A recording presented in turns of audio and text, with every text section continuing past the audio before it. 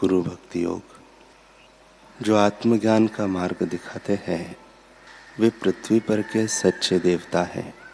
गुरु के सिवाय यह मार्ग कौन दिखा सकता है। गुरु प्रभु प्राप्ति का मार्ग दिखाते हैं और शिष्य को सदा के लिए सुखी करते हैं। जो पूर्णता का मार्ग दिखाते हैं वे गुरु हैं।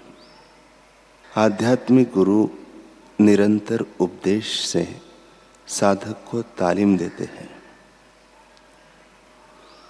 तमाम शास्त्र जोर देकर गुरु की आवश्यकता मानते हैं। गुरु शिष्य की दैवी सहाय करते हैं। शिष्य को सदा अपने गुरु की मूर्ति का पूजन करना चाहिए और उनके पवित्र नाम का जप करना चाहिए। केवल गुरु ही अपने शिष्य को दिव्य प्रकाश दिखा सकते हैं। गुरु अपने शिष्य को असत्य में से सत्य में, मृत्यु में से अमरत्व में, अंधकार में से प्रकाश में और भौतिकता में से आध्यात्मिकता में ले जाते हैं। गुरु के उपदेश में अविचल और अविरत श्रद्धा सच्ची गुरु भक्ति का मूल है। गुरु भक्ति अथाह सागर है जिसमें बहुत से हीरे मोती जवाहरात विद्यमान हैं। एक शिष्य जब गुरु भक्ति रूपी गहन सागर में डुबकी लगाता है तो वह अपने अंतःकरण में शाश्वत आनंद, सत्य, संतोष, क्षमा, दया, धैर्य जैसे रत्नों को उपलब्ध करता है।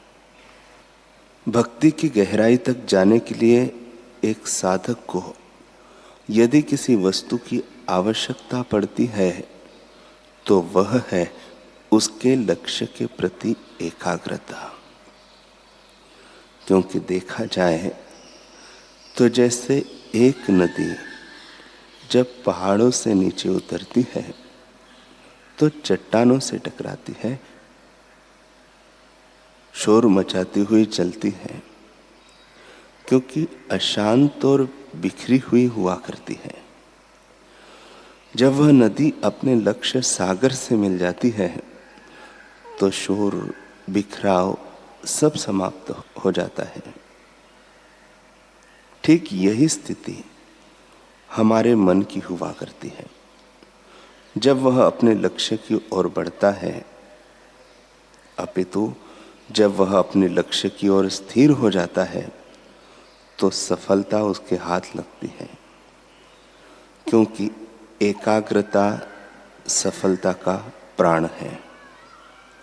मन को एकाग्र करने से क्षमता में ही सफलता छिपी है। एक बिलोरी शीशा सूर्य की किरणों को एक बिंदु पर केंद्रित कर देता है। ठीक उसी प्रकार एकाग्रता के प्रभाव से मन की शक्ति महत्वपूर्ण एवं बारीक बातों पर केंद्रित हो जाती है। जो कार्य सूर्य की बिखरी किरणें घंटे या युगों में भी पूरा नहीं कर पाती, वही काम उनको एक बिंदु पर एकत्रित कर देने पे कुछ ही क्षणों में पूर्ण हो जाता है। इसी तरह मन की शक्तियां भी अभी बहुत से बातों पर फैली रहे तो शायद ही कुछ कर पाए। जितनी गहरी एकाग्रता होगी उतनी ही टिकाऊ छाप मन पर पड़ेगी। एक शिष्य जब ज्ञान मार्ग पर कटिबद्धता से चलता है तभी अपनी मंजिल पर पहुंच जाता है। इसलिए एक सच्चा शिष्य एक चित्त एवं एकाग्र होकर ज्ञान मार्ग पर चलता है, कहीं दाएं बाएं नहीं देखता। जैसे कि अर्जुन को मात्र चिड़िया की आंख ही दिखाई दी थी, अन्य कुछ नहीं, तभी वह उसे भेद सका। ठीक ऐसे ही शिष्य को एकाग्र होकर एकमात्र अपने लक्ष्य को ही देखना चाहिए। एक बार एक संत ने सत्संग सुनाते हुए अपने शिष्यों से कहा, ज्ञान मार्ग पर घोड़े की तरह चलो। घोड़ा गाड़ी का चालक घोड़े की दोनों आंखों के दाएं बाएं एक पट्टा बांध देता है ताकि वह सामने ही देख पाए, क्योंकि उसका लक्ष्य सामने का मार्ग है। ज्ञान मार्ग पर संशय, तर्क, कुतर्क लिए कोई स्थान नहीं। एकाग्र अर्थात एक को अग्र रखना, और वो एक कौन है? लक्ष्य प्रदाता सद्गुरु। शास्त्रों में दत्तात्रेय जी का वर्णन आता है। एक दिन वे रास्ते से गुजर रहे थे। सामने से पूरा साज सज्जा और बैंड बाजे के साथ एक बारात गुजर रही थी। दृश्य अत्यंत ही हर्षित, आकर्षित करने वाला था। मार्ग में गुजरते हुए लोग बारात को देखकर मोहित हो रहे थे, लेकिन वही उसी सड़क के किनारे झाड़ियों की ओर तीर साधे एक शिकारी खड़ा था। उसकी दृष्टि एकटक अपने शिकार की ओर थी। न तो बारात की चकाचौंध ने उसका ध्यान बांटा और न ही उसके हंसी ठट्ठे और शोर शराबे ने। शिकारी ने एक पल के लिए मुड़कर उस बारात की ओर नहीं देखा। एक चित्त होकर वह अपने लक्ष्य पर डटा रहा। दत्तात्रेय जी ने उसे प्रणाम किया और कहा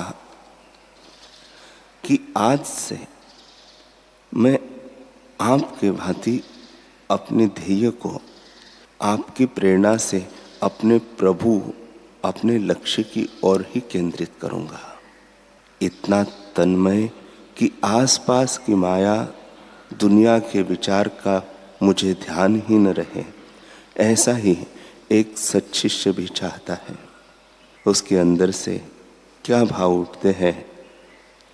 चल पड़े हैं तुझे पाने को, अब ये कदम कहाँ रुक पाते हैं। जो जब पाने की तमन्ना है कि मंजिल को छूते चले जाते हैं। एक सत्शिष्य अपने मन को सदैव गुरु लक्ष्य पर एकाग्र रखता है। यदि आंखों में संसार का प्रलोभन बसा हो, मन सगे संबंधियों को पाने व रिझाने में आसक्त है, तो फिर संदेह ही नहीं, नामुमकिन है कि जीव अपने लक्ष्य को भेद पाए। क्योंकि संसार के प्रलोभन साधक को लक्ष्य से डिगा देते हैं।